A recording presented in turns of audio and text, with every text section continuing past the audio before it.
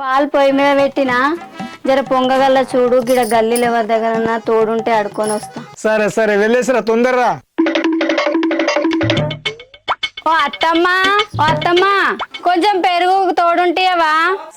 బర్రె లేవు, బర్రె పాలయ్యేది ఏం లేవు, గోదర్లే లేవు. ఎడికెళ్ళి అలా నీకు లేదు అట. కల్పన కల్పన. ఓ విజయక్క ఓ జరంత పెరుగుంటే ఇయ్యు. లేదు కల్పన.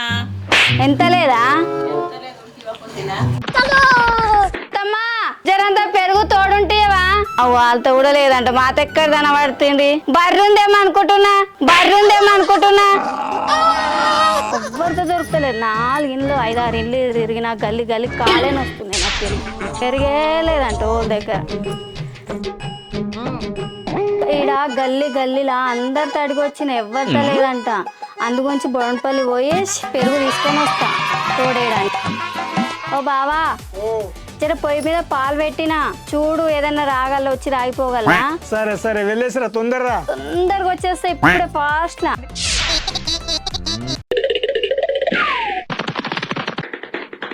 6 hours later.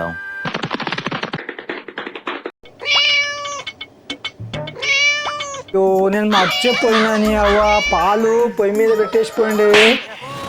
అమ్మా పాలు అన్ని పిల్లి మొత్తం తాగేసినట్టుంది. పొద్దున 10 గంటలకు పోయినా ఒక్క బస్సు కూడా ఆపకపోయారు.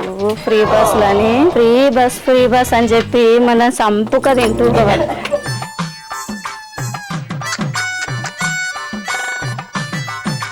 15 minutes later. పాలు పొయ్యి మీద పెట్టిపోయిన బావా చూడు చూడు అని చెప్పిపోయినా నీకు. అయినా కానీ చూడకుంటే ఎక్కడనో తిరగని పోయినావు. 2 లీటర్ల పాలు వేస్ట్ అయితే పని చేసి కూర్చున్నావు. ఏం బసోయం నువ్వు రోజు చాయ్ కాదు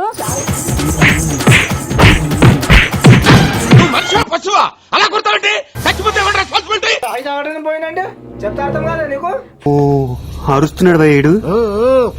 ఫ్రీ బస్ అని నేను వెళ్ళినందుకు తోడు కాని పోయినా ఏం దొరకలేవా? ఎవరితో దొరకలేదు. తిరిగి హాస్ట్ వచ్చి ఆడికి పోయి తెచ్చిన మా అమ్మల దగ్గరకు పోయి